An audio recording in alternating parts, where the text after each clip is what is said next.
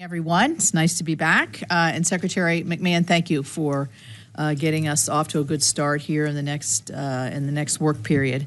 Thank you for coming to discuss the President's fiscal year 2026 budget request and your priorities for the Department of Education. I'm pleased to be joined this morning by my friend Senator Baldwin and ranking member. She's been on a wild trip all through her state, and so she's invigorated, right? I am definitely invigorated. All right. As well as our full committee chair who will be joining us, Senator Collins and Vice Chair Senator Murray.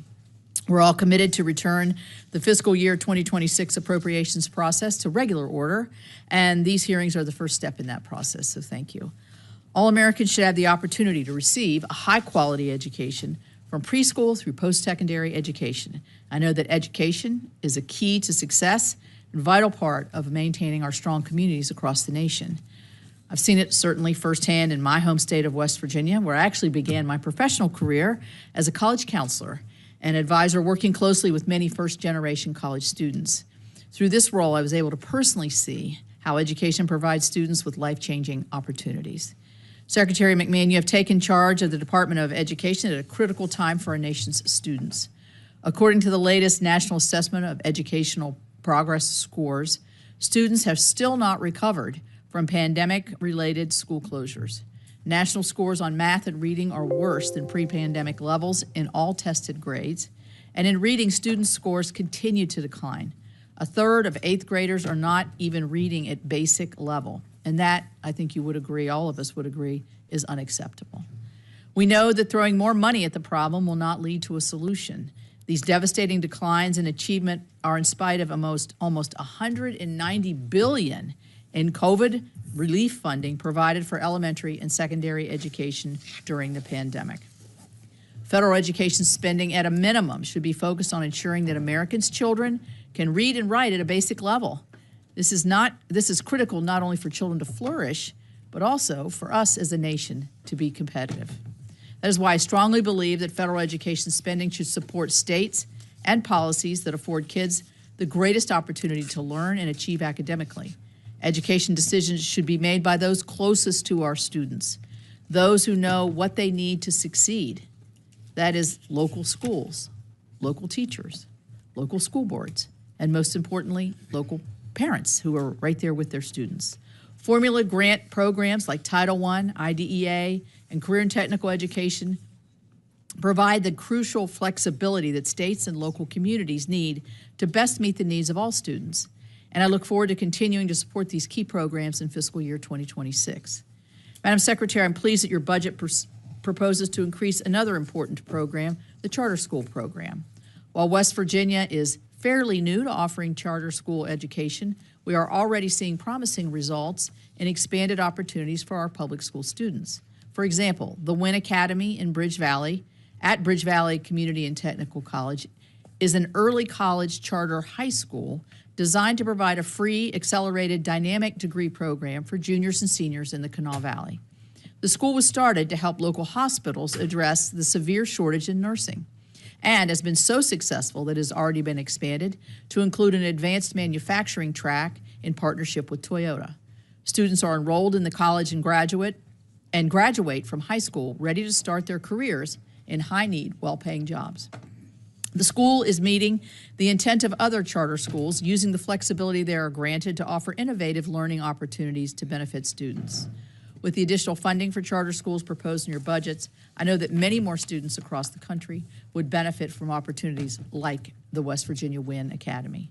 Secretary McMahon, this is a pivotal time for our nation's student loan borrowers.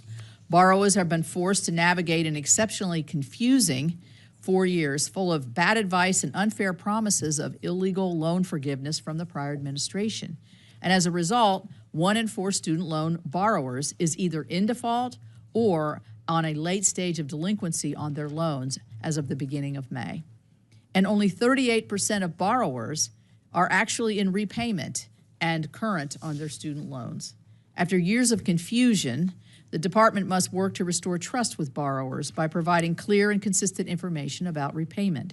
Student loan borrowers deserve that clarity in order to fulfill their obligations to repay their loans. I'm grateful that under your leadership, the department has begun the difficult task of getting borrowers back on the path to repayment, and I look forward to your continued progress. Secretary McMahon, the fiscal year 2026 appropriations process will be challenging, but I look forward to working with you to responsibly allocate our limited taxpayers' resources to programs that help provide the best opportunity for high-quality education for all students. Thank you again for being here today, and I look forward to your testimony. Now I will turn to Senator Baldwin for her opening statement. Thank you. Good morning, and thank you, Chair Capito. And Secretary McMahon, thank you for being here today. We're here to talk about the President's fiscal year 2026 budget request for the Department of Education. And I look forward to working with Chair Capito and all the members of this committee on developing a fiscal year 2026 appropriations bill that funds the Department of Education. But before we can turn to the next fiscal year, 2026, the department is still refusing to tell Congress and the American public how it is spending billions of taxpayer dollars this fiscal year. The department was required to submit an operating plan last month detailing how it was spending fiscal year 2025 appropriated funding, and it included $13 billion in funding it characterized as unallocated. That's flatly unprecedented and unacceptable. This committee needs to know how you're planning to spend appropriated funding, and our constituents certainly deserve to know how their taxpayer dollars are being spent. State and school districts need to know how much federal funding they should expect to receive starting in less than 1 month. This administration obviously doesn't agree. Ironically, the budget request for next fiscal year includes more detail than the spend plan for this year. The lack of transparency combined with this budget request raises serious questions about what are you trying to hide and why.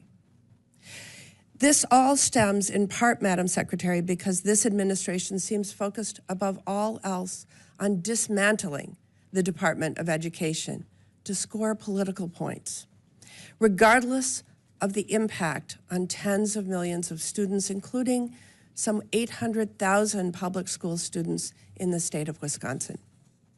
Even issues I think we would agree are priorities, such as expanding career and technical education opportunities for students, will be undermined by this administration in the name of eliminating the department. I am very concerned by reports that you are trying to move career and technical education programs to the Department of Labor against mandates from Congress, and in a way that could harm students who participate in these vital programs. There's simply no reason to take this administration at its word when its actions tell a different story. It has shown time and again, the more forcefully it says one thing, the more it is doing the opposite. So, Madam Secretary, you claim the administration's goal of eliminating the department is about returning education to the states. At the same time, this administration is attempting to exert more control than ever over the decisions in our schools and campuses. This includes demanding that states certify that they are not implementing DEI, which the department purposefully left vague so it could cut off funding whenever it chooses.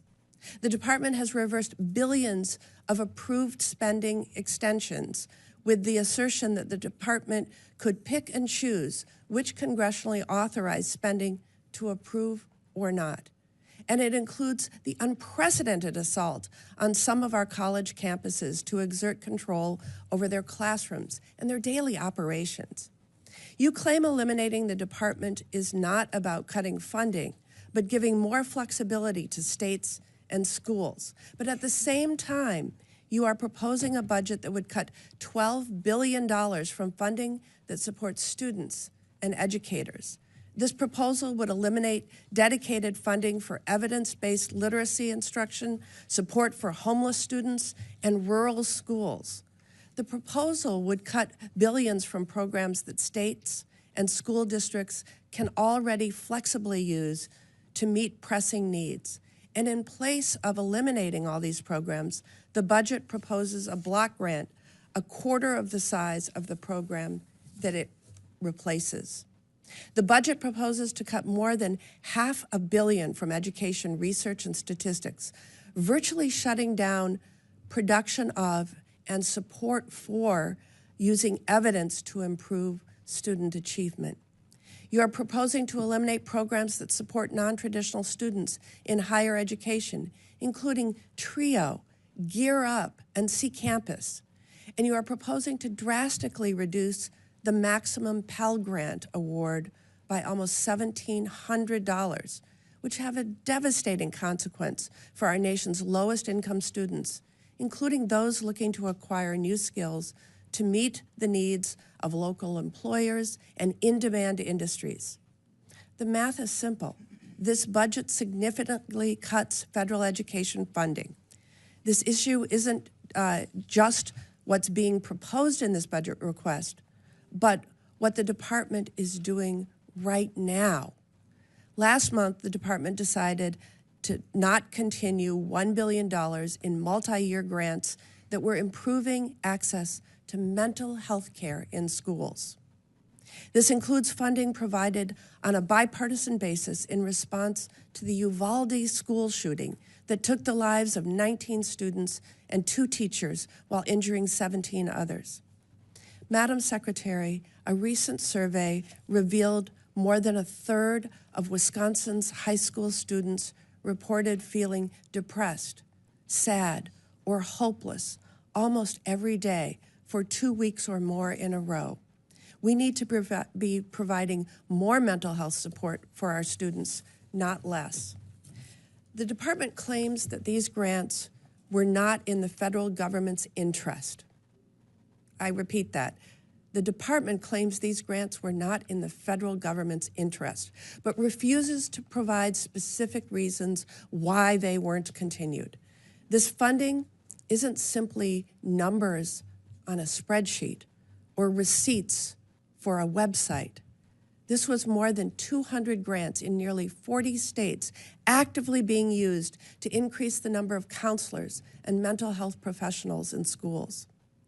That's how this administration defines providing more flexibility to schools, by pulling the rug out from under them when they're trying to address the mental health needs of students.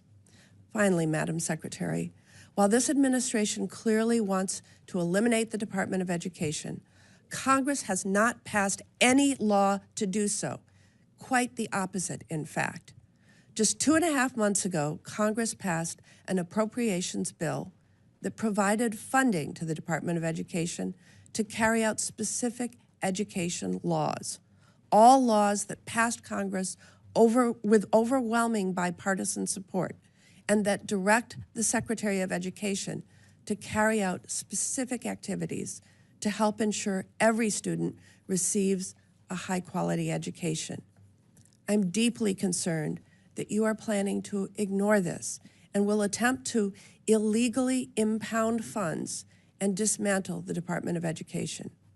It will ultimately be students who will pay the price. But if the executive branch is allowed to do that and ignore the laws we pass, I'm not sure what we're doing here. Fortunately, I still have faith in this committee to reject that approach and to carry out our constitutional duties. Most importantly, I know we can do better for our nation's students than what this administration is planning and what this budget proposes. And I look forward to working with my colleagues to do just that.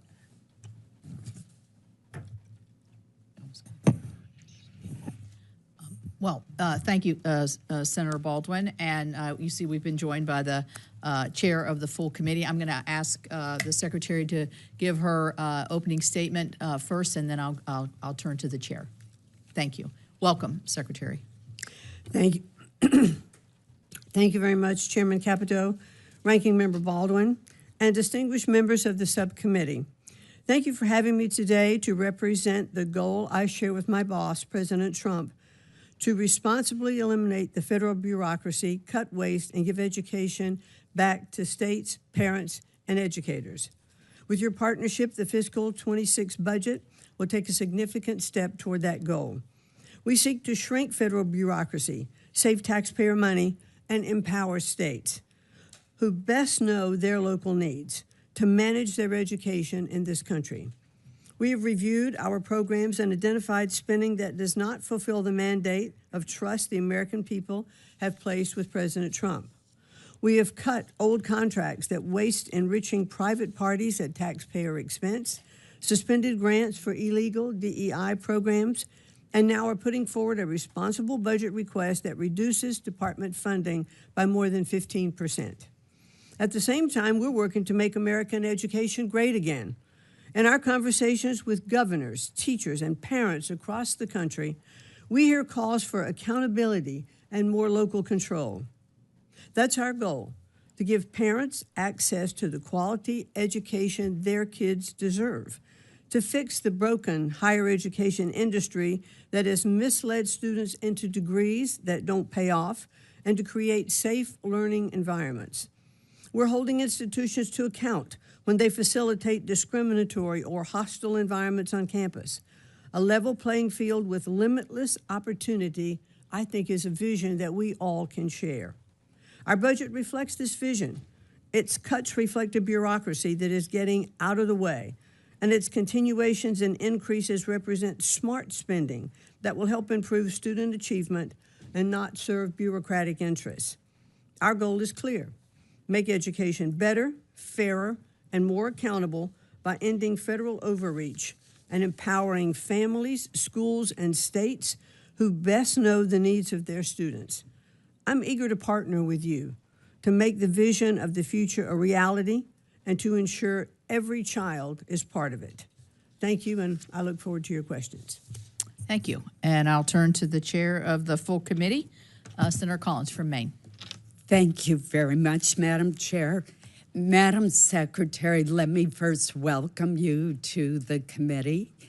I know that you care deeply about our students. We may have different views on how to best achieve the goals that we share, but I do not question for a moment your deep commitment to education and our nation's students. I've been very concerned that we've seen a drop in performance by our students that occurred since the COVID unwise closures and prolonged closures of schools and continued in the Biden administration, and that's something that should concern us all. I'd like to turn to the TRIO programs. Like Upward Bound, that's an issue that you and I have discussed.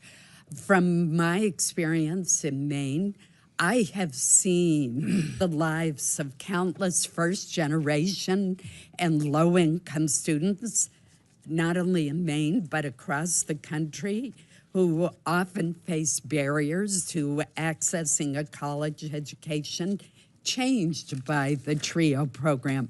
I'm actually wearing my Maine TRIO pin today, just to emphasize my support for that program. In fact, 3 of my own staff members went through the TRIO program and tell me that they would not have pursued higher education but for the support and confidence that the TRIO program gave them. The president's budget, unfortunately, in my view, proposes to eliminate the TRIO programs. And as co-chair of the Congressional TRIO Caucus, I strongly disagree with the president's proposal. Could you explain why the administration has decided that TRIO programs are not worth the investment that they make in people's lives and the robust bipartisan support that they enjoy due to their success? Want me to answer now? Please. Thank you. Thank you very much. And I know that these programs are very near and dear to your heart. We have had at least 2 pretty lengthy conversations about them. And TRIO will be funded through the end of this year. So all those funds will go out. but it is not proposed to continue in the 2026 budget. What we found is the programs, while I absolutely agree that there is some effectiveness of the programs in many circumstances, these programs were negotiated at very tough terms, in that the Department of Education has no ability to go in and look at the accountability of TRIO programs. It specifically eliminates our ability to do that. And I just think that we aren't able to see the effectiveness across the board that we would normally look to see with our federal spending. So while there are, I think, many instances, and I believe also that Chairman Capito even worked in TRIO for a while in her earlier years, I do think there is effectiveness of many programs that I'm just not sure the total expenditure warrants. I do know, however, that Congress does control the purse strings, and I would sincerely hope that if you decide with appropriations to continue these programs, that we could work with you to renegotiate those terms that we feel kind of hamstrung the Department of Education and not being able to fully understand their accountability. That's a real drawback in these programs, and I think all of us would agree we want to make sure that anything that we are funding, we can attach accountabilities to it. Well, as with the Job Corps program in the Department of Labor, I think the answer is to reform and strengthen those programs, fix what's wrong, increase accountability, not abolish them. And I look forward to working with you in that regard. I want to move to another issue, and that is a bill that Senator Kaine and I've introduced called the Jobs Act. What it does is allow students to access federal Pell Grants to pay for shorter-term job training programs. A lot of times you can get a license in a trade to become an electrician or welder, for example, or a certified nursing assistant without going through a 2-year community college program. That may be the best option for some people. It isn't for others. Would you support the concept of allowing Pell Grants to be used for short-term training programs that result in a license or a certification for a job? Well, you're really speaking my language, Senator, and thank you very much for that. I wholeheartedly support these workforce Pell Grant options because I've seen in many instances, I mean, we have 8 million open jobs in our country. Our workforce is definitely not being fulfilled by, by the proper workers. So let's get these young people who don't need a 4-year college education into the workforce sooner. I'm in agreement that even when they're in high school, we should start these programs, in high school leading into apprenticeship programs. But the workforce Pell programs, the short term you're talking about, I also think they can be stacked in credentials so that you can really propel yourself into be a stronger economic contributor. So I'm all for those. Great. Thank you, Madam Chair. Senator Baldwin. Thank you, Madam Chair. Secretary McMahon, during your confirmation hearing, when asked about spending appropriated funding, you said, quote, if they have been appropriated by Congress, those funds should be disseminated, close quote. You also said that eliminating the department is not about cutting federal funding for schools. Now we have a budget request that significantly cuts funding for public schools, students, and educators. Now, a few days ago, the OMB director said that impoundment is still on the table, threatening to take funding away this year. And we have your spending plan for this year that still leaves more than $8 billion, in your own words, unallocated. Not spending these funds is the administration making a decision not to invest in our children and that decision has real consequences.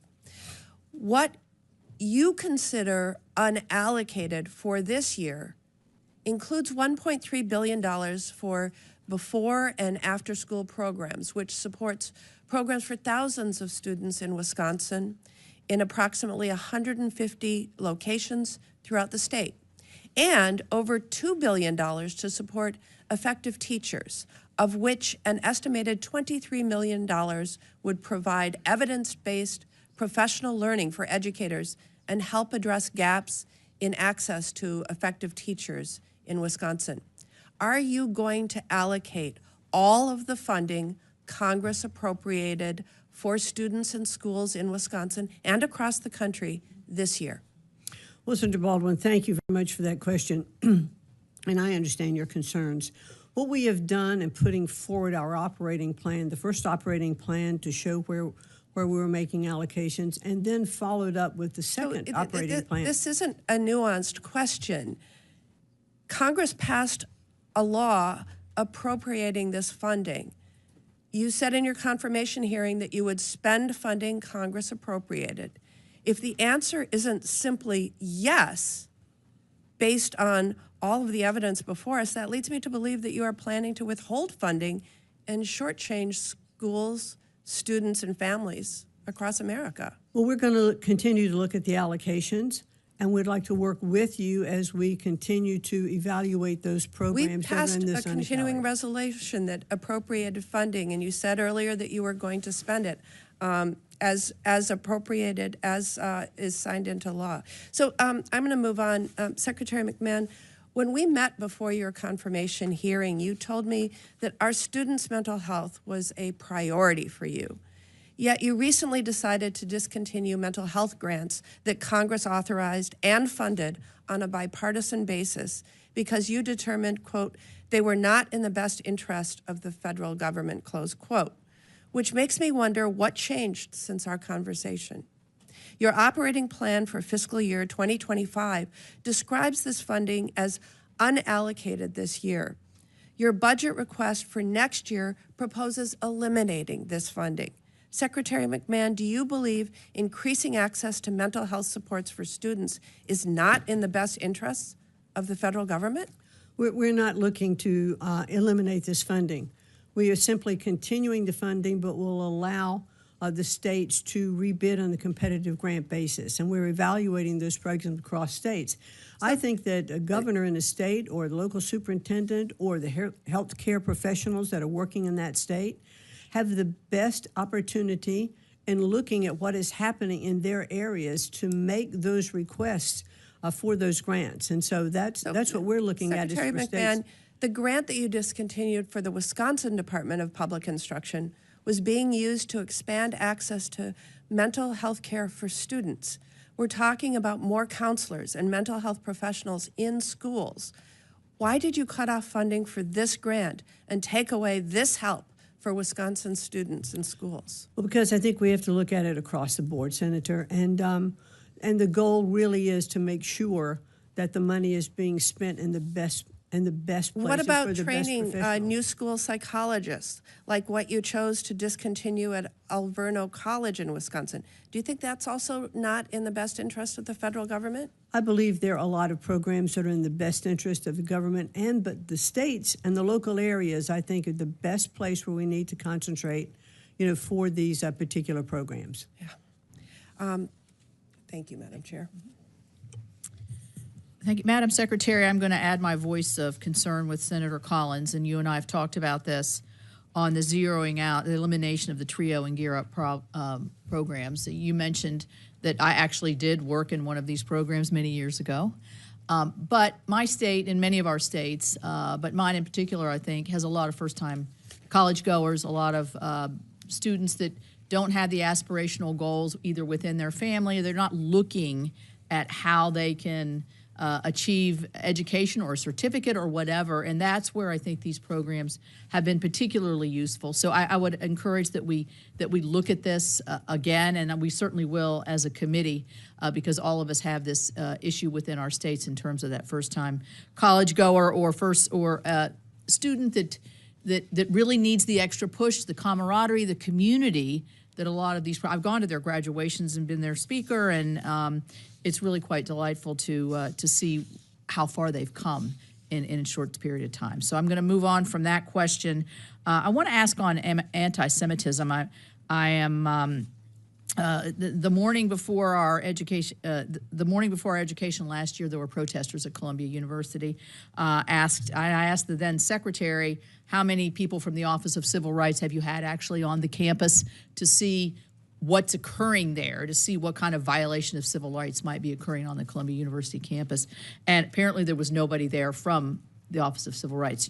Your budget proposes to decrease the Office of Civil Rights. How are you, this is not a problem that's going away on our college campuses. We see it now we've got a little bit of a break, it's the summer. How are you going to make sure that the department is taking to ensure that all students, and in this particular case, Jewish students, are able to learn in an environment free from intimidation? Well, thank you very much, Senator Capito. I think it is pretty evident from the actions that we have taken relative to Columbia and looking into Harvard as well, and fulfilling the promise that President Trump made when he was campaigning that he would not tolerate anti-Semitism on our campuses or discrimination of any kind. So I have personally met with first Katrina Armstrong, who's the president of Columbia when the first issue was addressed, and now with the second, Claire Shipman, who is there now. We've talked about the issues on Columbia's campuses, and we have worked with them, I believe, in how we can solve some of these issues. They have to set their policies and their priorities, and they have to enforce them. They can't allow encampments on campuses. They can't allow students to come on dressed with masks so that you can't identify these students. I think they have to also vet the students who are coming in better to see what kind of backgrounds that they have. Even professors who come on campuses, or are they teaching ideology or more in subjects? So I personally have done this in conversations with these presidents, with other presidents of universities, to understand what their policies are. Our Office of Civil Rights has opened many cases looking at anti-Semitism, and we are actively enforcing that, as well as we have defunded some of Columbia's programs, $400 million there, and about $2.2 billion with Harvard. We're saying we mean business. These programs and policies have to have teeth. They have to be enforced. No student should have to go on campus and be afraid to go to class.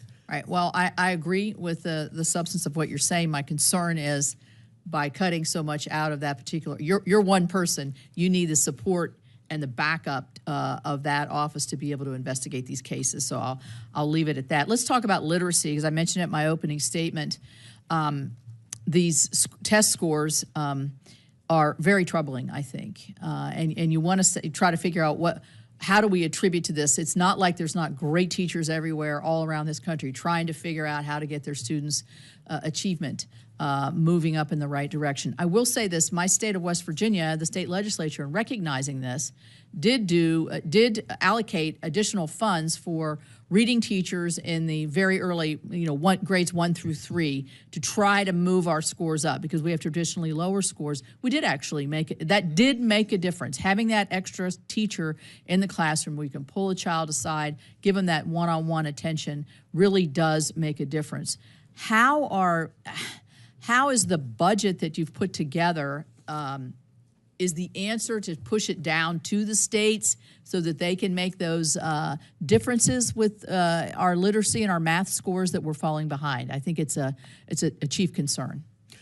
Well, certainly, I think just what you were talking about, at your state level, you put an extra teacher in the classroom because you recognize the need there. I think that will make an incredible difference. There have been a lot of programs that have been tried to make sure that we could help students to read, and they've not worked. But what we are seeing in states that are doing programs now that are returning to the science of reading. We saw it in Louisiana in the PASNAPE scores. We have seen it in Mississippi. We've seen it in Iowa. The children that are learning to read and can read by the end of 3rd grade are those that have the greatest opportunity for success. Up until 3rd grade, we read to learn, and after that, We learn to read up through third grade, and then we read to learn after that. Right, thank you. Senator Durbin. Thanks, Madam Chair, and welcome, Madam Secretary. Since you're the Secretary of Education, I think it's maybe appropriate that we start questioning with a pop quiz. Are you ready? I never have liked pop quizzes. I never have either, but I'm going to give you the answers ahead of time. The answers are 8 and 30. 8 and 30. Remember those two numbers. What percentage of high school students in America attend for-profit colleges and universities? 8%. 8%, perfect. What percentage of student loan defaults in America come from students in for-profit colleges and universities? Must be 30. It is. Great, you just aced the test. But the problem is that the difficulty students face becomes a lifetime problem. Imagine, if you will, first-generation college student trying to pick a place to go to school, inundated in high school with glossy brochures for profit colleges and universities which promise the sun, the moon, and the stars. The student goes and learns that there are Pell Grants available through for-profit colleges and universities. They hear the promises that if they just attend this school and graduate, there's going to be a good paying job at the end of the rainbow. And it turns out it's all phony. Over and over again, these students are being deluded and deceived. There's much more scam than there is scholarship. There's more hype than there is higher education. So most of them, or at least 30% of them, end up with loans they can't pay back. They never see that job that was promised to them. But they've got one last place to turn to try to get their lives back on track. I've met a lot of these students. Have you met any of them? I have. I have seen their stories and heard their stories from them, living in their parents' basement because of student loan debt and no college diploma, or a worthless one from some for-profit colleges and universities. You have a department within the Department of Education for borrower defense. Are you familiar with that? Yes, I am. Can you tell me what you understand the borrower defense law to promise? Well, first of all, I'd like to address how we started the conversation, not the percentages. But this is an issue, sir, that is, I think you well know, is not just relative to for-profit universities. We have many of our universities today that are promising degrees and jobs which are not being fulfilled, even those from very prestigious and elite universities. The cost of college today is so incredibly high that we have many students who are graduating thinking that they were going to have a job, that they'd be able to repay their loan. But the cost of those loans are so high that even if they get that job, it may not, over the course of their lifetime, would be able to repay that loan. So one of the things that we have proposed, and looking at our FAFSA application forms, is providing information even on FAFSA that would indicate to a student who is applying for a student loan, hey, take a look at this. This is the college you're going to. This is the job that you want, and this is about how much money this job can pay. And is this college the right place for you? Or are these courses the right place for you to take? So let's give up front a little more information so that they actually have an understanding of what their opportunity in the marketplace can be. Thank you, Madam Secretary. I want to reclaim my time since it's very limited. The point that I'm making is there is one brand of college and university that is particularly egregious when it comes to deceiving these students. It's for-profit colleges and universities. 8% of high school grads, 30% of student loan defaults in that category alone from all the rest. The point I'm getting to is you're hollowing out the borrower defense agency within your own department. This is supposed to be the rescue for these students to finally get back on track and maybe go to a good school one way or the other. Why would you hollow out the resources there and the people that are enforcing the borrower defense rule when we have these terrible numbers of exploitation of students? Well, and my point is that we shouldn't just focus on those schools. I do know that I totally agree with you. There are some scam universities out there. Why would you hollow out the people who are supposed to enforce it? Because I think we're putting other measures in place, but the scam... Give me an idea of what you're putting in place that's better than the borrower defense rule. Well, we just talked a little bit about FAFSA. It's the education up front, so that... I'm talking about the victims, the ones who are already victims. They're in debt by tens of thousands of dollars. They're living in their parents' basement. They have no place to turn. And you're telling me the FAFSA form application is going to help them? How can it help them? And that's not in place yet, but I think that's going to be very, very helpful. Here's the other thing. Where are our guidance counselors in high schools? Who are Good they question. talking to? I think we're finding I think that they need to be totally informed, and I think they need to look at the cost of education. You're cutting the number of counselors in these schools at the same time. Well, the counselors that are doing their jobs can provide information to these There aren't students. enough of them. That's the point I'm making. And the situation is terrible for these students. First-generation students who are being exploited by these schools, they need your protection. They need our protection. They deserve it. They're doing the right thing. And unfortunately, you're reducing the number of people to enforce the law. I yield, Madam Chair. Thank you. Senator Kennedy.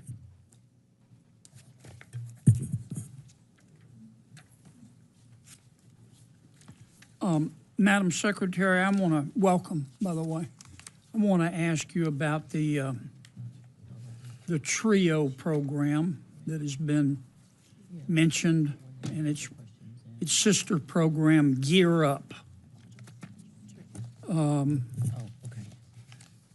We spend $1.858 billion a year on TRIO. Yes. That's $1,580 million a year. Is my math right? I think that's right, sir. And how long have we been spending $1,580 million a year on this program? I'm not sure of the total length of time of the program. More than 10 years? Yes. So that's over $1 trillion we've spent on this program. And in this program, this $1 trillion we've spent, we give this money, as I appreciate it, to colleges and universities to encourage poor kids to go to college. Is that right? To provide some of those kids who have not yet been exposed to what it takes to get ready to go to college. Okay. To encourage poor kids to go to college, right? Yes. Okay. And given that we've spent $1 trillion, how many poor kids who otherwise wouldn't have gone to college have gone to college and graduated? A significant number, I would imagine. How many? I don't know exactly. Isn't that a question we should ask? I think so, and I'll be happy to get back to you with that answer. You know, the other thing about the... But wait, Madam Secretary, I'm not fussing at you.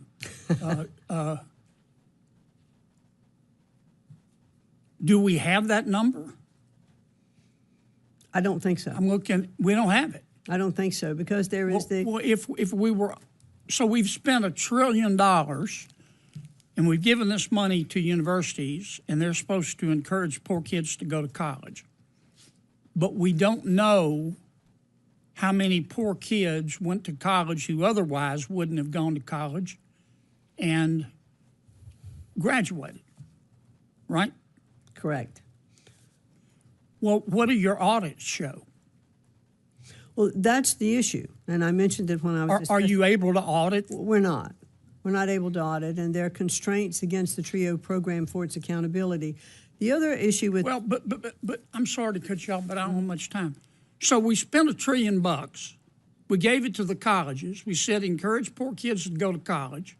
We don't know how many kids went to college because you don't have the authority to audit. How do you know these universities are not just using the money to operate instead of encouraging poor kids to go to college? I'm not sure. You don't know how? No. Because you can't audit. Correct. You understand hope is not a strategy. Yes, sir. I mean, if you told the average American, we just spent $1 trillion of your money and we gave it to colleges and universities and we said encourage poor kids to go to college, but we don't know how many kids went to college who otherwise wouldn't have gone and who graduated. You understand the average American would ask us what planet we just parachuted in from, right? That's right. You know, Senator, if I may, there's one other issue on the Sure. TRIO program. what we have I'm found gonna run is... out of time. Oh, You can make you're it not- fast. Take your time back then.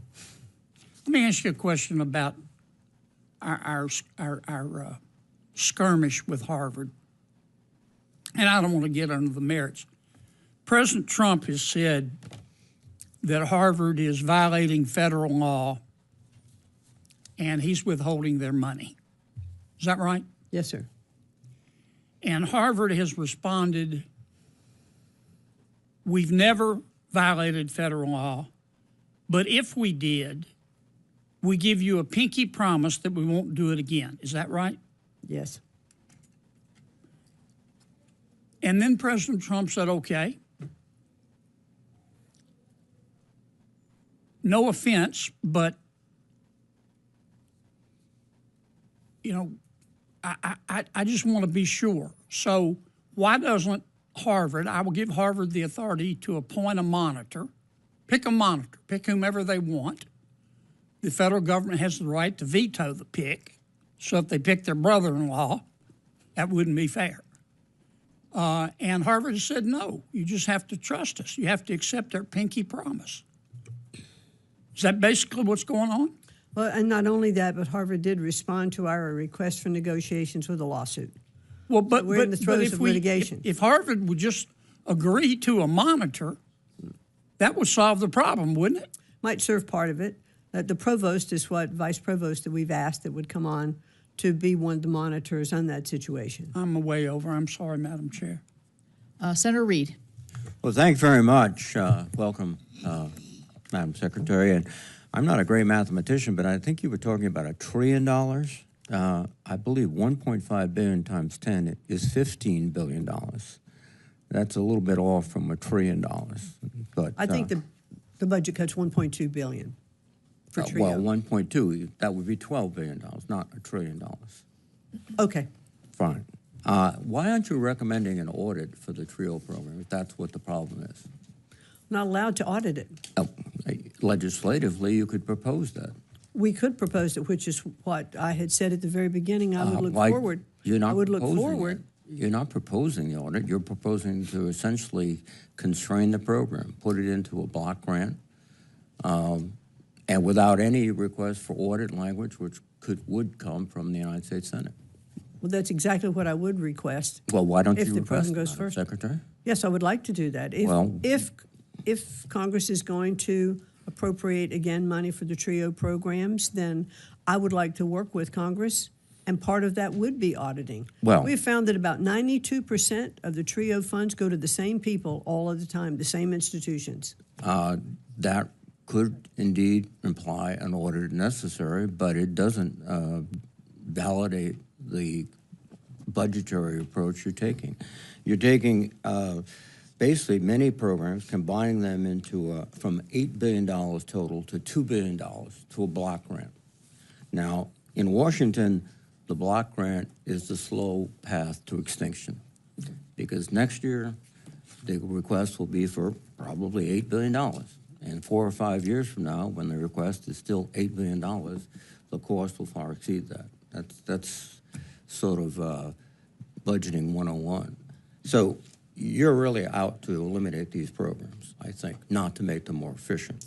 That's not true. I disagree with that. Well- there are some budget cuts, but what we're asking for is a simplified funding measure, which will be a single grant funding to the states for them to use in the best way possible to make sure their education is working better. No, I think However, the other side of that, if I may, sir, is that we are reducing the regulatory burden. Do you know that 47 cents of every dollar that goes into a school, teachers spend complying with regulations? So if we can take away that regulatory burden, yes, while there are some cuts in the cost of funding, we still give the opportunity to have more dollars because we're reducing the regulatory But burden. let me understand this.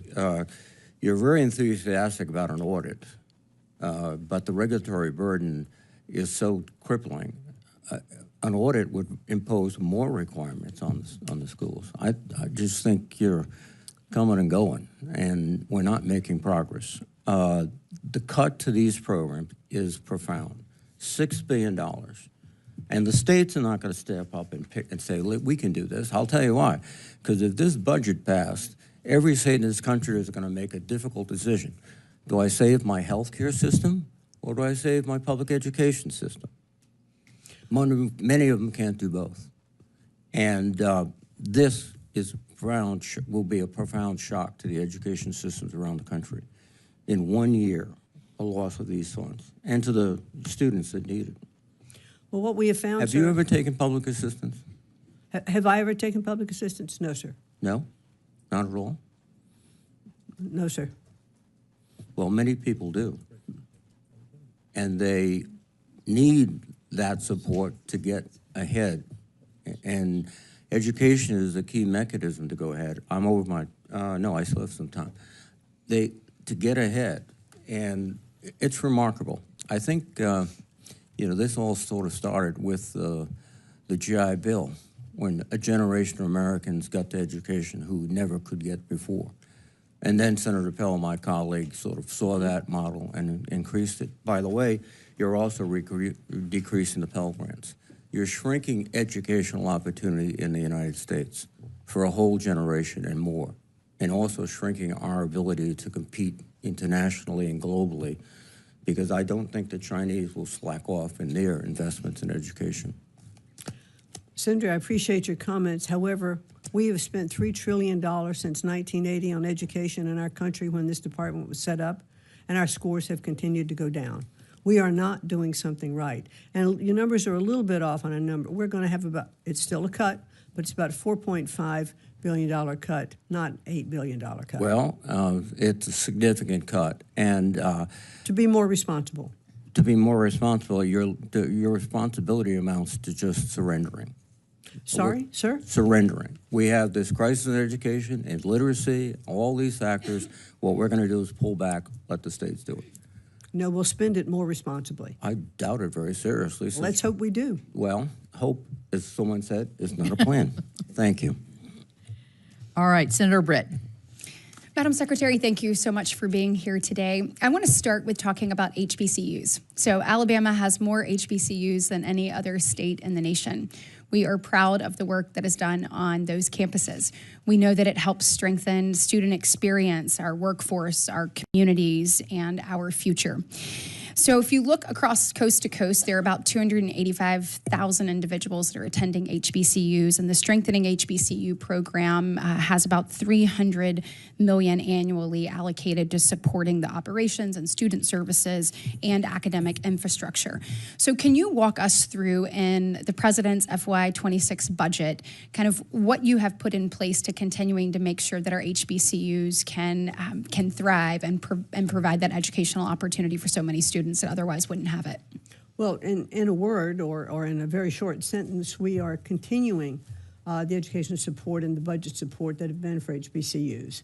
It's one of the promises that the President made, and that's exactly what we're going to continue to do. Good. And will you make sure that there are guardrails put up to whether it's, assistance for grant administration or technical assistance, that those remain in place? Yes. Excellent. It's very Thank important. you. So you just mentioned that when this department was founded, you said since 1980, we've spent about $3 trillion, but yet student scores have not improved. One of the reasons I ran for the Senate is I want the unseen to be seen. I want to close the gap between the have and have-nots, and that is why I am so excited and thrilled about your support and commitment to educational freedom and opportunity. When you look at a state like Alabama, we have the Alabama Accountability Act, and we're working to help families better have access to educational opportunities through scholarship, tuition, and tax credits. But we know that the demand it far outpaces the actual supply. So in your FY26 budget for charter school programs, you've taken it to $500 million, which is a $60 million increase. Thank you. My question to you is can you walk us through how these funds will be used to expand options, particularly in rural communities and underserved communities? So when we work to close that gap, these parents have an opportunity and a choice for their child.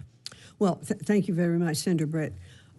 It's very important to the President that all students have equal access to a quality education. That's right. And one of the things that he has said time after time is that no child should be trapped in a failing school, which is one of the reasons why he wanted to expand the amount of dollars for charter schools. And I have visited several charter schools and public schools too, already around the country. We can see how innovative that they are being, how creative they are being, with their curriculum, with their content. They are, in most instances, they are outperforming the public schools in that area, in which when I talked to Governor Reynolds, I said, there's always concern. You have charter schools or freedom of, or choice for schools, that public schools will go down. And she said, it's just the opposite in Iowa. She said, our public school levels are coming up. The competition is really great.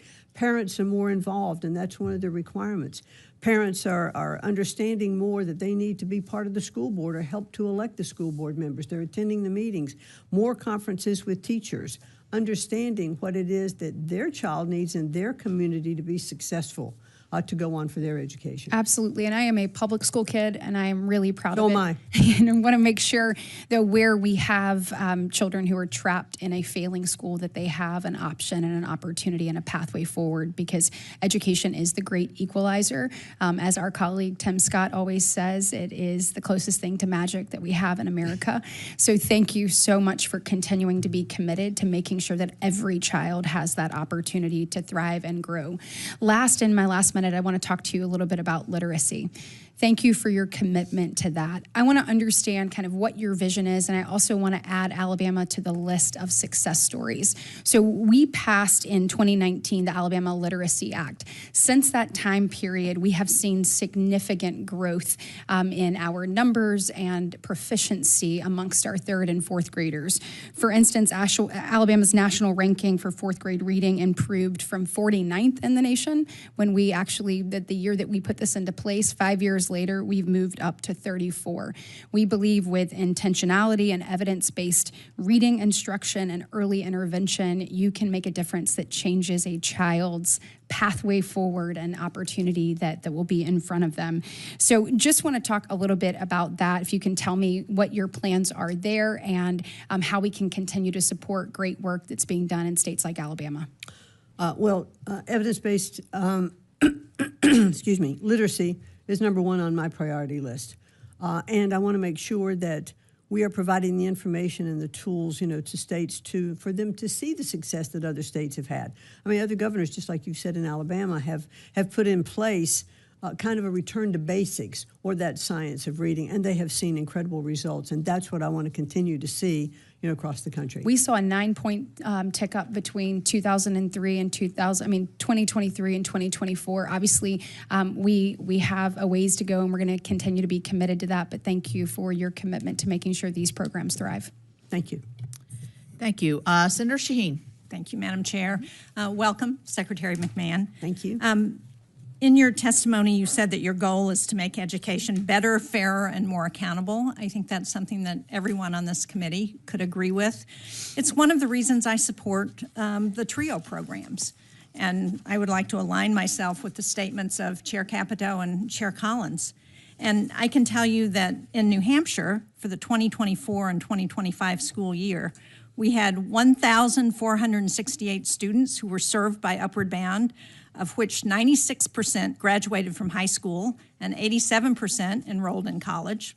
812 college students served, of which nearly 80% graduated with bachelor's degrees within 6 years. So I would say if there is a problem with accountability, let's address that, and I think the TRIO programs keep that information. But let's not throw the baby out with the bathwater, because this is making a difference for students who otherwise would not be able to to graduate from high school, to get into college, and to have a better future. I've seen it firsthand, like Chair Capito. When I worked at the University of New Hampshire, I had an Upward Bound student who worked with me. She never would have been in college without that program. So I've seen it firsthand, and I know how it works, and I would urge you to reassess whether eliminating those programs is the best way to help those students have a better future. I also want to ask you about a particular issue that we're having in the Mascoma Valley School District in New Hampshire. As you know, schools across New Hampshire and the country have really been challenged by the pandemic, have been trying to get back to some of the successes that happened before that pandemic.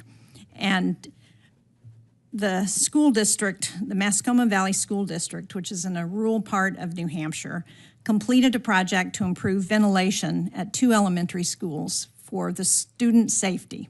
It was a real problem with the HVAC system in ensuring that the students could be safe at school. The school district was approved for late liquidation after facing challenges with finding contractors to do the work. The school district completed the project with the assurance from the federal government that the cost would be reimbursed.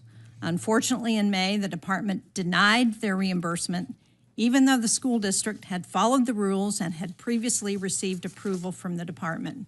Secretary McMahon, will you work with me to ensure that rural schools, including the Muskoma Valley School District, which undertook these projects to protect their students, will receive the funding that they were promised by the department? Yes, and I'd look forward to getting back to you on that particular issue as well, Senator. Thank you. Well, thank you, Madam Secretary. I know that when you were the administrator at the SBA and we worked closely together, you would have been outraged by that kind of denial when a business had been promised the funding. So I'm sure that you will look into it and hopefully be able to help us. Educators around the country have been really struggling to ensure that students with disabilities receive the education they deserve. It's been an ongoing challenge since the Congress passed the Individuals with Disabilities Act, when we promised that we would give a lot more money to school districts than we have. It supports schools around the country through national activities such as technical assistance that can help states improve their special education systems. In New Hampshire, with the help of expert guidance from the National Center for Systemic Improvement, which is funded by IDEA, the Department of Education conducted a successful initiative to raise literacy rates for students with disabilities. Unfortunately, the President's budget proposal recommends eliminating this support. And so I'm not clear on why the department would eliminate programs that are working in states and force them to develop their own programs when there's already an effort that's been successful. So can you help me understand that? Well, I'm happy very much for the success in New Hampshire. And I know that there are many of those programs around the country that are successful. We're not cutting any of the IDEA funding. It is staying intact. And so the president really has a commitment to make sure that that funding does get into the states. However, there is more flexibility for the states to handle those programs which they think is better for their states. So if that program would be working in New Hampshire, I don't see why it wouldn't be able to continue the way it's operating. Well, as I understand and I'd like to get back to you on that. That would be helpful because as I understand the president's budget would eliminate this successful program that provides help with the National Center for Systemic Improvement. Okay, let me get back to you on that. Thank you. Thank you very much. Senator Mullen. Thank you, Chairman. Madam Chair, what's the definition of insanity? Of sanity or insanity? Insanity. Insanity? Yeah. Doing the same thing over and over again and expecting a different outcome. Right. And what was we ranked in reading and math in 1979? I'm sorry, what? What was we ranked nationally in math and reading in 1979? We were very, very low on the totem pole. We were number one in 1979. Today. Oh, in 1979. 1979. Sorry. Okay. In 1979, we were ranked number one around the world. Today, in reading, we are ranked 36th. In mathematics, we're ranked 28th. It's not working. What we're doing is not working. We're throwing money at the problem today. We have $1.6 trillion out in student loans. We have 50% of the $1.6 trillion, which is 42.7 million borrowers, that are current, only 50%.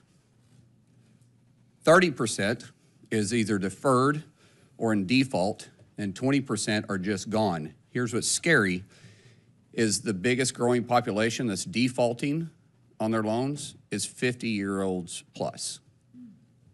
It's a problem. It's a huge, huge problem.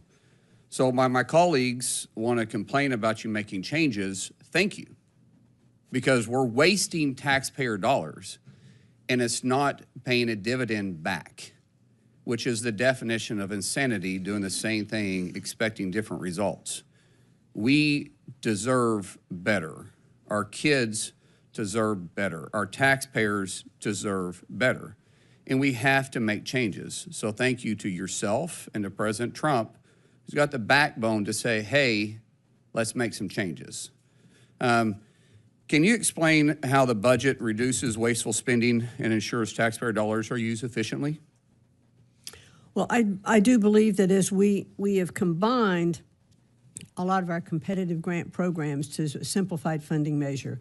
So we have cut the total amount. However, as I was mentioning earlier, the amount that is going into the states will be in some states call it a block grant or a single allocation to that state, and it'll be controlled by those closest to the child. It'll be the governor, or it'll be the state superintendent, or it'll be parents and teachers making sure those dollars are maximized within the state. There are a lot of programs, some successful, but not all of them, that have been just awarded. It's a little bit like mission creep.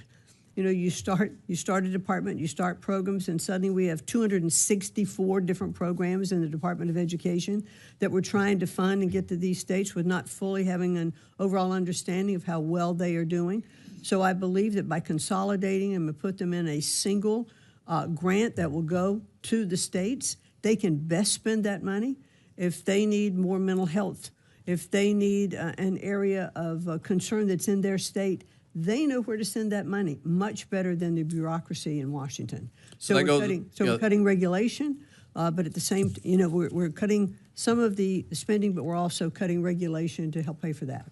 Well, so that kind of leads to my other questions of what steps are you taking to reduce bureaucracy and streamline the department's operations, which I do appreciate that, because my mother was a special ed teacher. My brother-in-law is currently the principal at Guthrie High School.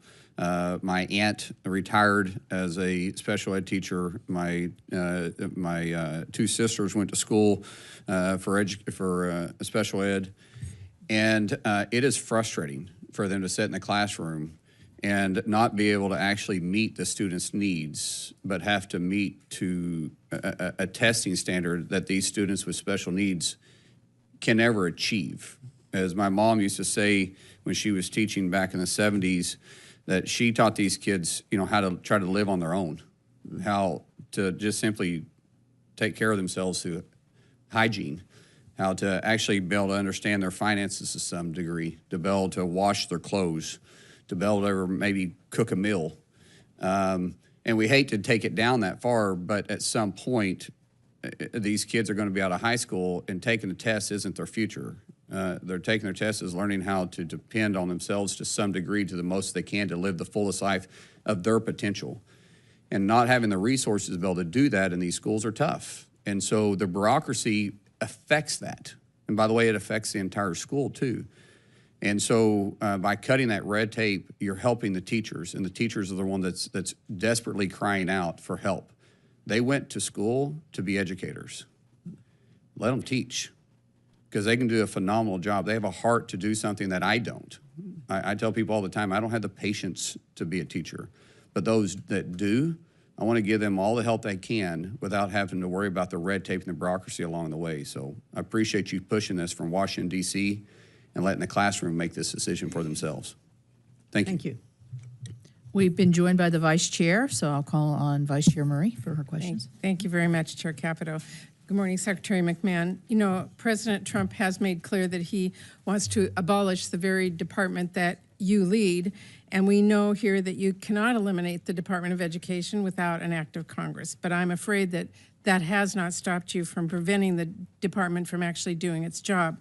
You have indiscriminately shuttered offices and pushed out half of the department's staff, and under your leadership, we have seen critical research to improve student outcomes axed overnight, and funding for mental health services and teacher training, among a whole lot, abruptly cut off and discontinued. Now, today you come before this committee to request massive funding cuts that do, in my opinion, nothing to help improve opportunities for students in our public schools throughout the country.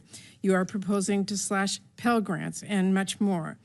Now, you and the president say this isn't about cutting education funding, but all about, quote, returning education to the states. But actually, that can be further from the truth, because the reality is this administration is actually taking unprecedented steps to extort schools and universities and hold federal funding hostage if they don't conform with your agenda. So it's pretty clear that returning education to the states actually means letting states and colleges and local communities pick up the tab. And I just don't believe that's how things should work in America. I don't believe that's good for students, and I don't believe it's good for our families. Now, having said that, Secretary McMahon, as I mentioned, you have set out to eliminate nearly half of your department's workforce, and that includes pushing out the door more than half of the staff at the Office for Civil Rights. The entire staff responsible for managing grant operations and contract procurement, and employees who actually prevent students from getting ripped off by predatory colleges. The department cannot do its basic job to execute the law, given how many staff have been pushed out, and it is our students and our teachers who will suffer the consequences. So I want to know from you, before you cut that much staff, did you conduct any analysis to assess whether or not it would degrade support and services for students in our schools, or how the department would still be able to execute the law after losing so many employees? Certainly. Excuse me, good morning. Thank you for that. Yes, we did talk to the department itself. But did you do an actual analysis? OCR. What we looked at across was how can we restructure the department so that we can maximize the use of the people who are there. So what we did was in like training manuals and things of that nature to look at it and say, okay, we can better operate if we focus on So this was a specifically. conversation. You didn't do an actual analysis to determine what the effects of this would be? No. So no study was done. They were just fired, and you assumed that it would work? No, obviously not. I have been in the private sector and done restructuring before in companies, and it's painful to do It restructuring. is painful, but normally companies look ahead and say, what are our goals and what will be the impact if these employees are gone from this department? That's why I asked, but you've not done an analysis, and my time is short, so let me continue. I know Ranking Member Baldwin talked with you about this as well. You were required by law to submit an operating plan 45 days after enactment of the full year CR, detailing exactly how you are spending funding Congress provided this year. You didn't do that. The purported operating plan that you did submit told us virtually nothing about how you are spending taxpayer dollars right now at this very moment. And that really raises concerns about when and actually if you're going to get funding that Congress did provide for FY25 out the door. For example, your FY26 budget request zeroes out dedicated funding for literacy education programs, and your operating plan for this year describes this funding as unallocated. So will you allocate the $220 million for literacy programs that Congress appropriated for FY25? Well, Senator, as I mentioned earlier, we are looking at the unallocated dollars now to determine which of those programs we can best spend those dollars on.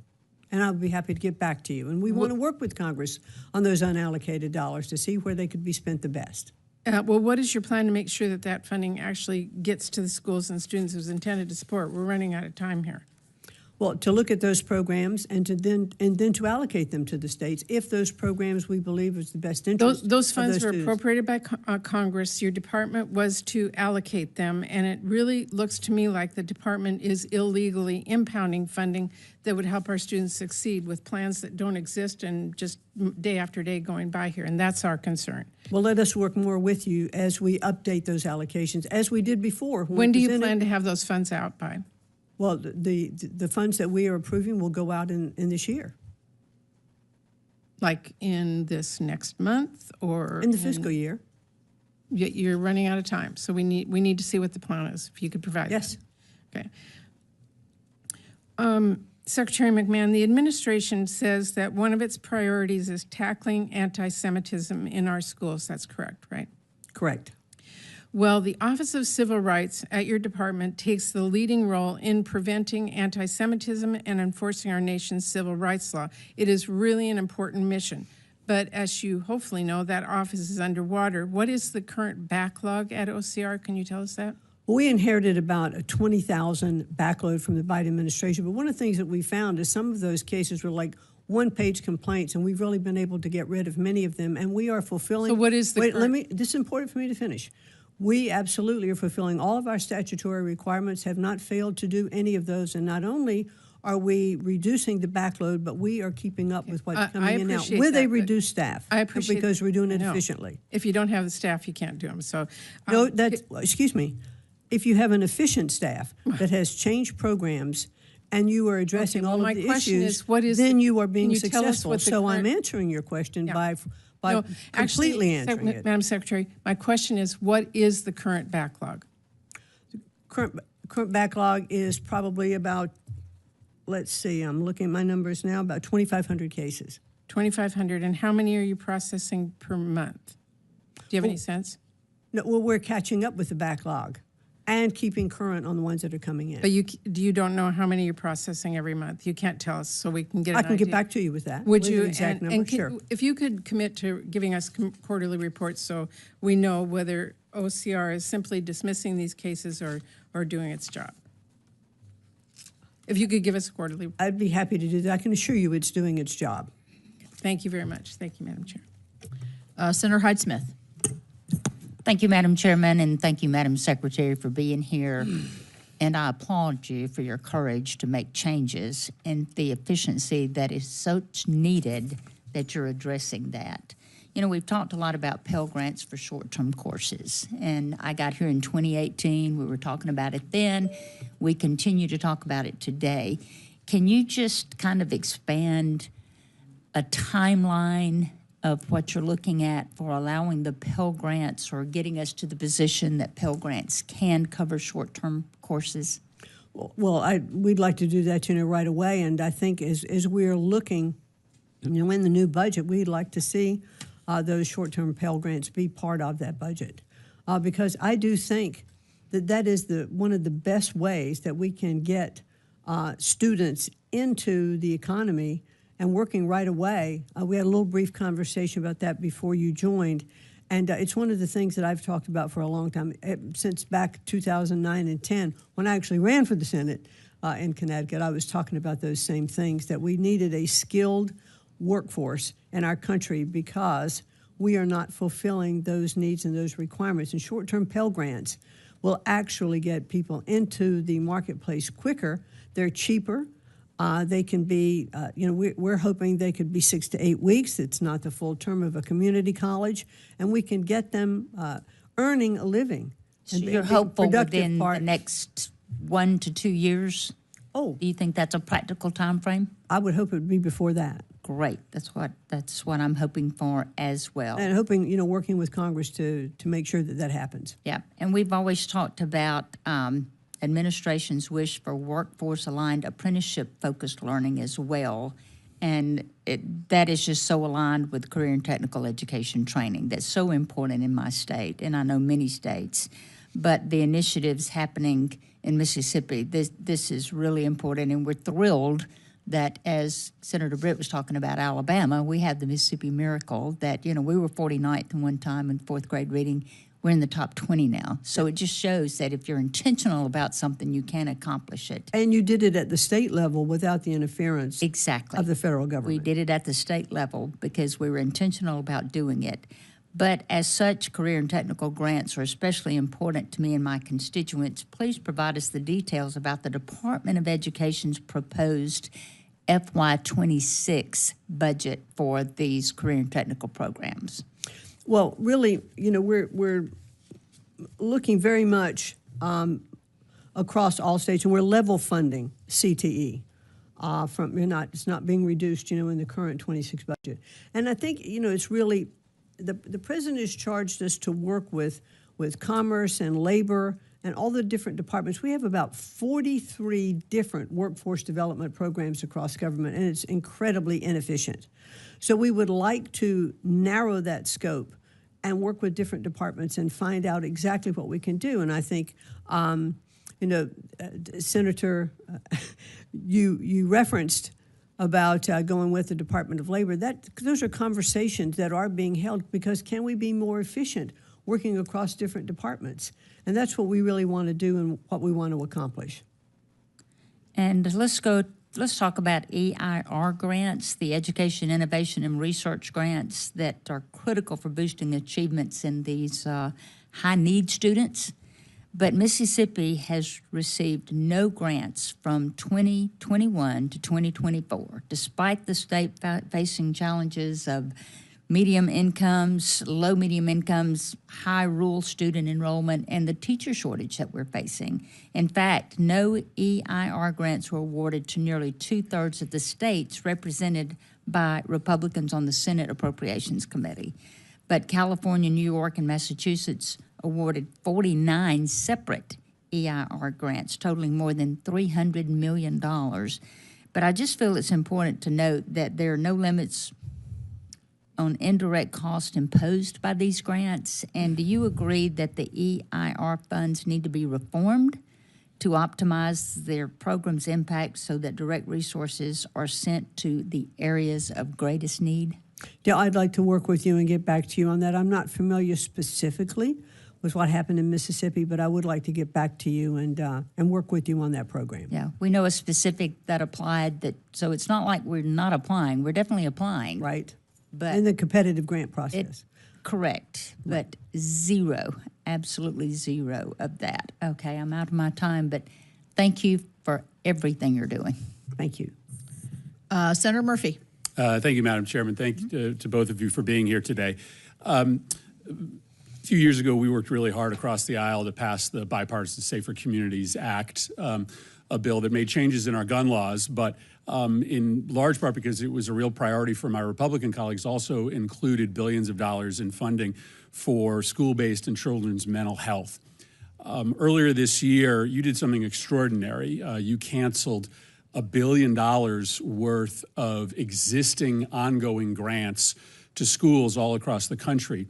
And it's extraordinary because you didn't cut off new grants, you cut off existing grants.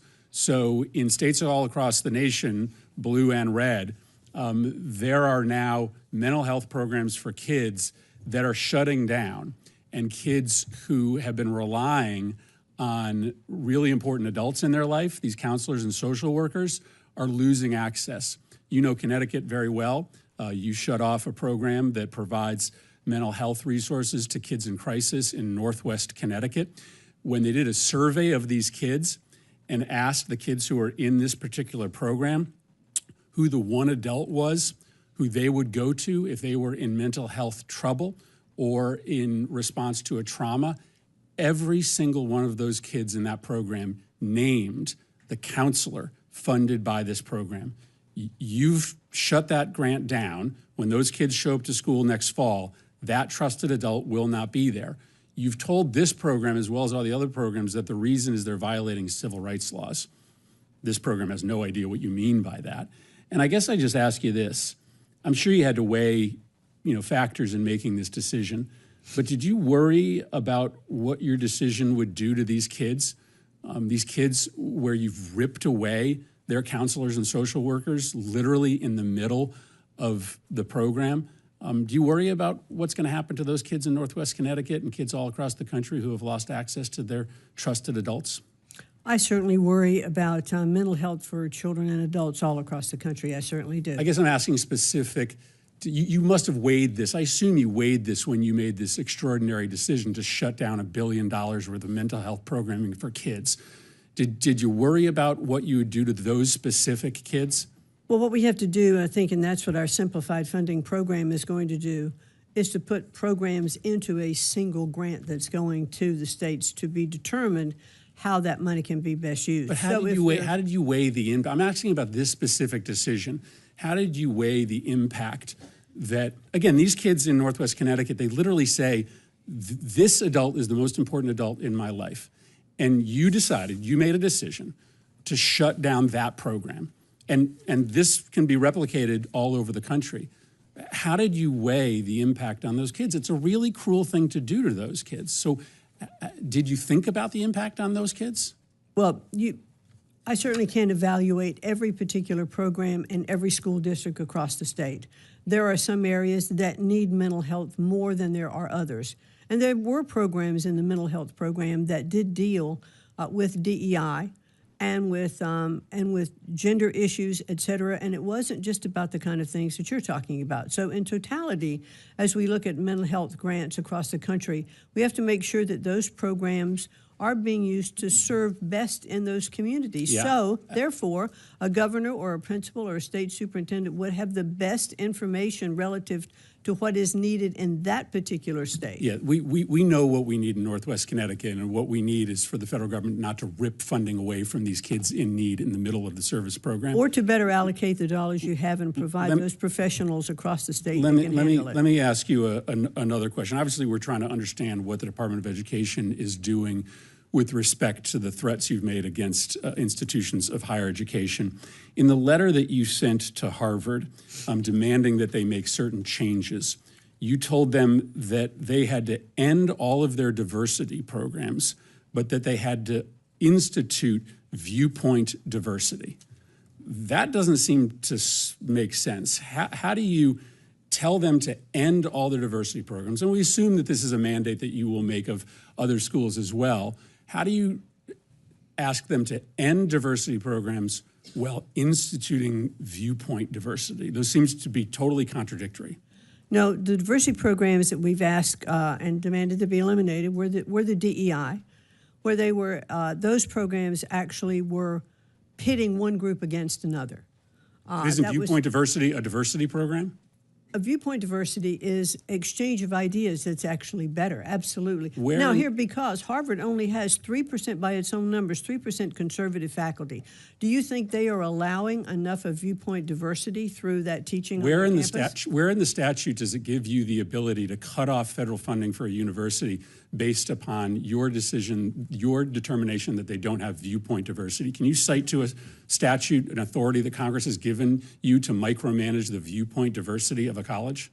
Well, certainly now let's back up. Well, no. I think that's really important. I'm going to answer your question. Can you cite a statute? Because you can't cut off funding for universities unless you have a statutory authorization to do so. So what statute gives you the right to tell any university that they have to have a certain mixture of viewpoints? So here's what happened with Harvard. No, it's pretty simple. I don't mean to provide being hostile. Well, I have to give you some. I think you have to cite the background. statute. The statute's Title VI. These were civil rights violations. That is why we filed a case and defunded or stopped the funding for a while for Harvard, as well as we did Columbia. And in that conversation with them, we talked about different things that they should do coming back to the table to make their programming better. The president of Columbia absolutely indicated, as well as the president of Harvard, that they needed to do things on their campus to eliminate anti-Semitism. That was kind of the crux of what brought us into talking to the different universities. And then we sat down with them to say, okay, these are other issues that you need to address on your campus because you do receive federal funding. Under federal funding, if you are breaking the law, which they did under Title VI. I don't understand any conception of civil rights law to give you the authorization to micromanage viewpoint diversity on campus. That's not authorized under the civil rights title provided to you by the United States Congress. Thank you very much. Senator Merkley. Thank you very much.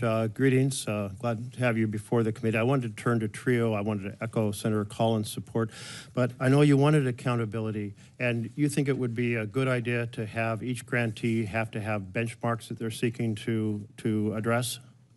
I think that we do need to have better accountability with TRIO, but one of the things that I said... limited time, but benchmarks up front would be useful to have these programs meet? Yes, maybe have them do an annual report on meeting those benchmarks? Accountabilities, yes, because we don't now have the ability to track that. So actually, those benchmarks are set now, and each grantee has to do an annual report. Have you read those annual reports? I've not read them all, no. Okay, But I because do, I also know wanted that to- they're not following all Well, those different officers. so- And I've also said that if Congress... Madam, just let me finish if I can. And that is that you said there was no accountability. I just pointed out that two of the things you'd like to see, which are benchmarks and annual performance reports, are already done.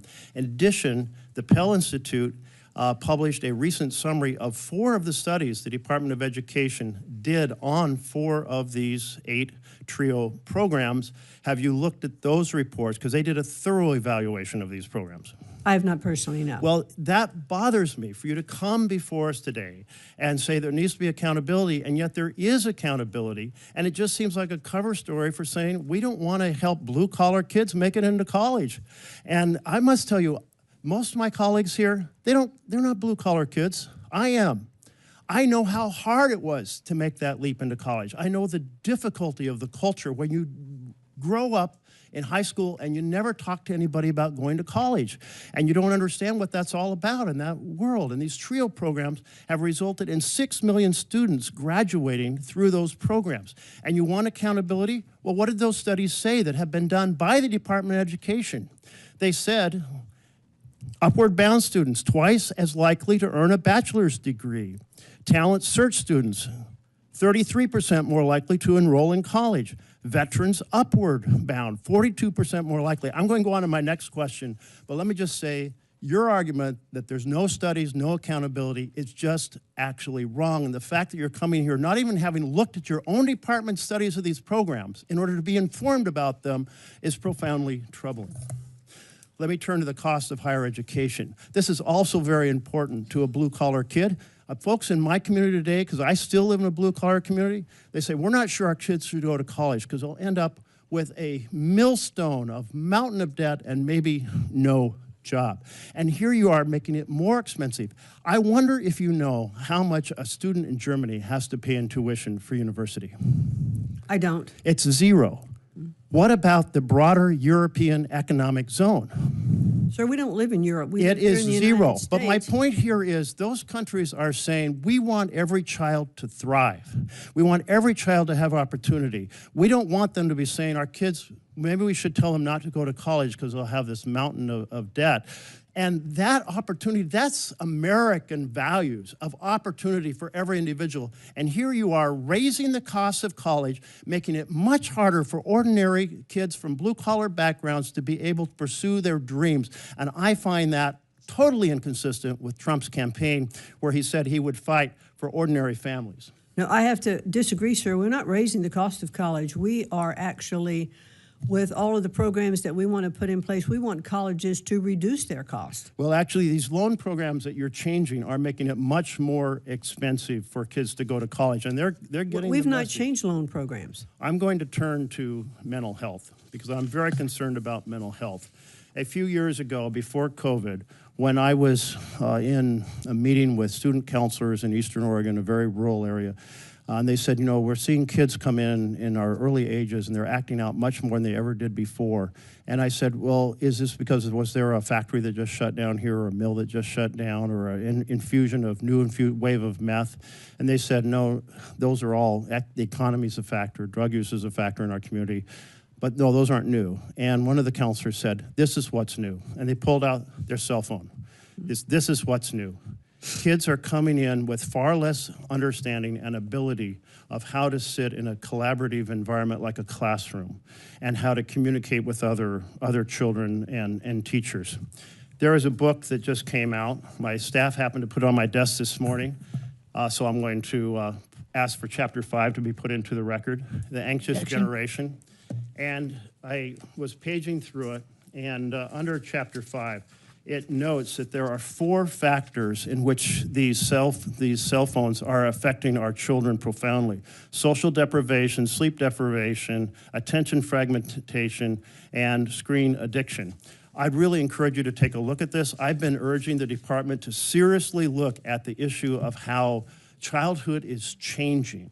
And childhood is changing because of technology in ways that are really compromising the ability of our education enterprise to work well. But this brings to my point about why you have canceled mental health grants for our schools. We have 5 schools in Oregon that got grants to have more mental health counselors, and you have canceled them. Why have you canceled mental health grants in the middle of an enormously challenging time for our students? We've not canceled mental health grants. We've said we're not continuing them after this year because we're going to allow those programs to be rebid and to take a different look at them, but they have not been canceled. And I couldn't agree with you more about cell phones. There's governors of several states who have said bell to bell, there are not going to be cell phones in the classroom, and they are seeing upticks in their literacy and also in the social interaction. So therefore, states have the abilities at very different levels to go ahead and make decisions and to put their policies in place that can be effective. Then the 5 grants that you have canceled that you are unaware of in Oregon, you will restore those 5 grants? We've not canceled, we're not continuing those grants. So if you discover that you have actually canceled grants that were already awarded, you will undo those cancellations? I would like to get back to you on that. I do not believe we've canceled any grants. We're not continuing, but we will rebid them. Well, you'll rebid them, meaning you're canceling them, but you'll rebid them. We are not continuing them. We haven't canceled them. Okay, well, They are continuing. well, I've got 5 schools that have received letters from you or your department saying their grants, their mental health grants have been canceled. They worked very hard to apply for those Canceled grants. or not continued. That they've been canceled, the grants that they have received for their programs. And I will look into that and get back to you. Obviously, when you get a grant, it's for work you're doing from here forward. So if not continuing means as of today we're not funding it, then you canceled the grant. No, you can rebid the grant, you can recompete the grant, and you can have different Is that what you're doing? aspects of it. You said the grants you got, we're ending them and we're taking them back, but we're going to I said we recompete them? are not continuing them after this year. We will have a rebidding process to relook at those grants. Well, I to do it strongly responsibly. encourage you to understand how the changes you're making are hurting ordinary kids across this country who may have aspirations, and those aspirations may not all require going to college, but many of those aspirations can be well served by higher education, and you shouldn't be putting obstacles in their path. Thank you. Senator Merkley, if you look, what we're doing has not worked. All right. So we're continuing to throw money at things that are not being successful. So we are trying to look appropriately at all of our grants and how the Department of Education is operating. Madam Chair, I'll just say those programs have been successful. If you'd taken the very effort to read the evaluations of the TRIO programs, you wouldn't be here making that argument today. All right, let's wrap up Senator Merkley's questioning. And I will say this in terms of wrapping up. There have been several questions about these particular grants so the follow-up will be great with individual senators. I know you'll do it because you do it with me, and so I appreciate your we'll do it hands-on right away. approach. Hands-on Thank you. approach.